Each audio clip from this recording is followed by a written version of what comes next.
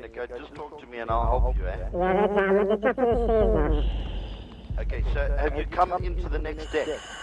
Onto the main deck? Alright, so you should be walking on the ceiling, yeah? Okay.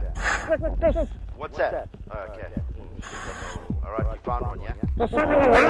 He's alive! Okay, keep him there. Recently, a story came out about a few eccentric businessmen who ended up going in a submarine to visit the shipwreckage of the Titanic, and they're still currently missing and haven't shown any trace of being found yet. They purchased this submarine tour of the Titanic through this company that takes people down for very expensive sort of expeditions for anyone interested in seeing history just up close and in person. And they even had the CEO of that very company on board the submarine with them. And so they haven't been found yet, and I would hope that they do end up being found. But hearing about this news recently just reminded me how effing terrified I actually am about the ocean and why I think more people probably should be. Mind you, the ocean does not give a fuck about your feelings either. These are a bunch of men who literally have all the money that one person could ever want, and even they couldn't keep themselves 100% safe from like the harsh, brutal nature of the fucking ocean. And I'm talking about the deep ocean in general, or just anywhere that's far off of any coastline. I legitimately think the ocean is the single scariest place on Earth. And I'm not the only one out here talking about this. Like, I remember a little while back, I watched a video from Solar Sands that was really well made, and honestly, if you want to check it out, I'll leave a link in the description, and I can just, you can ditto my thoughts exactly with everything brought up in that video. It's one thing, all the potential predators and alien-looking sea creatures that you'll find at some of the deepest, darkest crevices of the ocean. But really, it's just a hazardous place all around. I mean, you can't breathe there, and we haven't mapped nearly any of it. It's estimated that we've only mapped maybe just like 2 or 3% of the entire ocean floor in the first place. So the smartest people in the world literally have no clue what could even be lurking there, and we already know that there's like thousands and thousands of undiscovered species that we just never even laid eyes on before. You could actually wager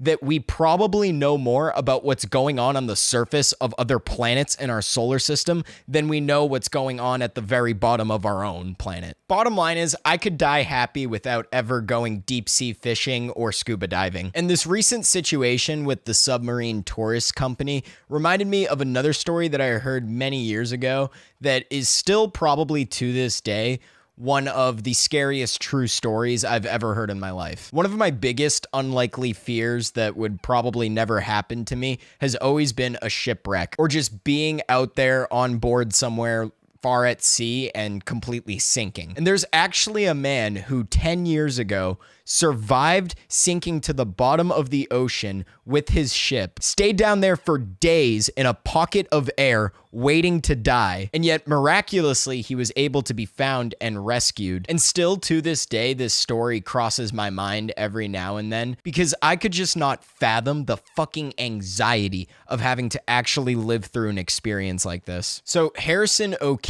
was a cook on board this ship where he was responsible for feeding the crew their meals. I forget exactly what sort of business they were in, but the company that employed them needed them to cross the ocean in a boat, you know? So in the middle of the night, Harrison woke up because he had to go take a shit. And as he was in the middle of doing his business in the bathroom, the ship just suddenly, no one really knows for sure, probably like some sort of rogue wave, but the ship suddenly was rapidly sinking to the very bottom of the ocean. And so Harrison tried to push open the bathroom door to see what was going on, but the pressure from all of the water rushing in was too much, and he was forced to just kind of sit there at the window and peek into what might be going on. And he saw a lot of the crew coming out of their cabins and just getting swept away by the rush of the water. And soon after this, the electricity went out and Harrison could feel the boat just plummeting to the bottom. And at this point, the bathroom is flooded too. And he's like totally underwater, just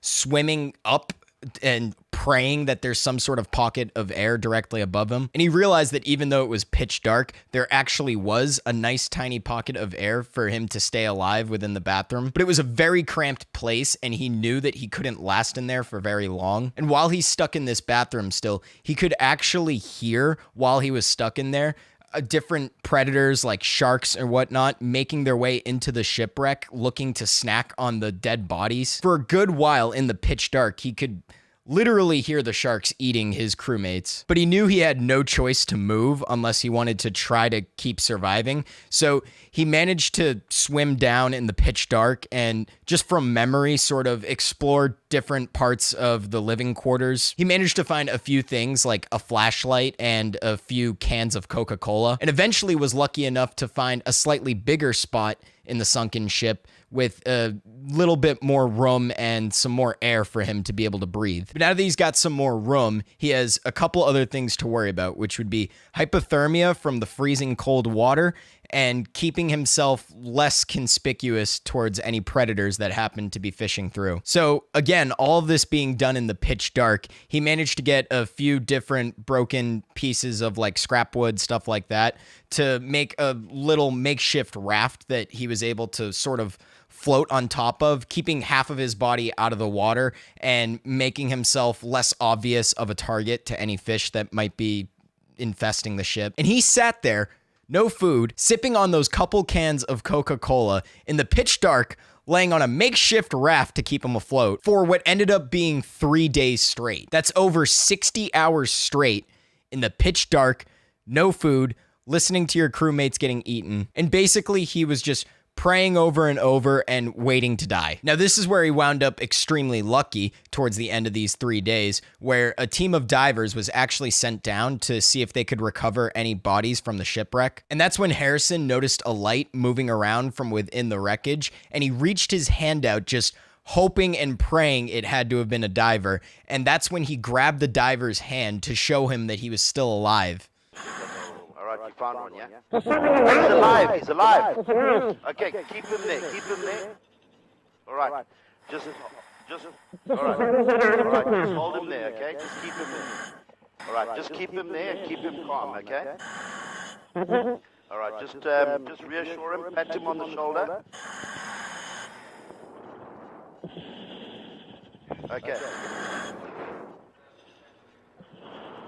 All right.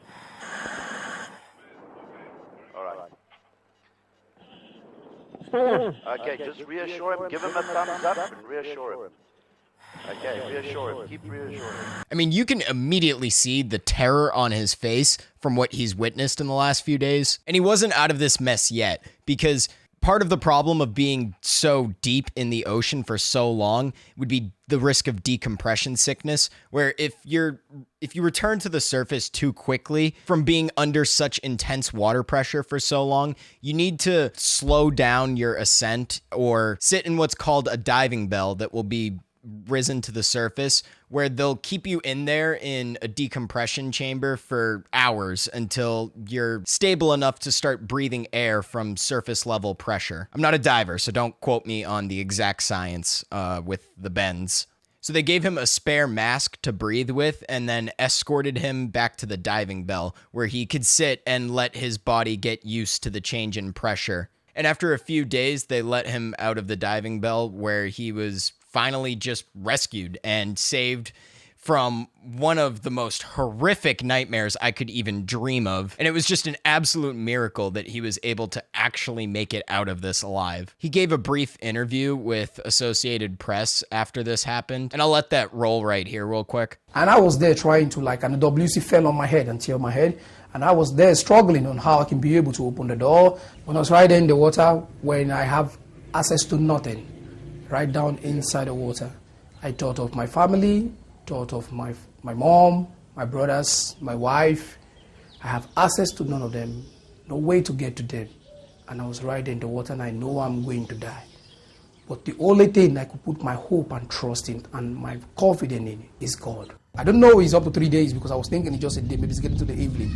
I was on there, keep on praying. When I prayed for some time, I stopped.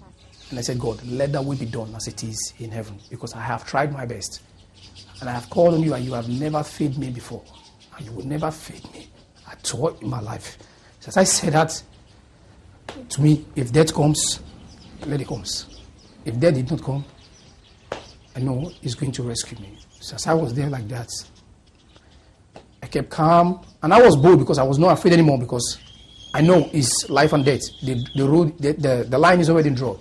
If you want to come, let it come. And that's all he really had to say about the situation to the press, though he has been quoted saying that he vows never to go near the ocean ever again, which I can't blame him. And according to his wife, he still has nightmares where he thinks that he's still trapped in that boat at the bottom of the ocean sometimes. Although a lifetime worth of trauma probably is a price worthy of paying to even be able to walk away from something like this. And going back to the other story I mentioned in the beginning with the billionaires who are currently trapped at the bottom of the ocean, I understand that people with money like that tend to be a little eccentric and tend to have a strange taste of where they get their thrill from. You know, plenty of people like that who will do things like climb Mount Everest or explore some of the more exotic parts of the world. For a lot of the reasons I've already mentioned in this video, even if I were to ever have the kind of money like that to be able to just do whatever I want, I would never push my luck with the ocean. I can confidently say, even if given the opportunity, I don't need to go to Mars. I don't need to see what the summit of Everest looks like.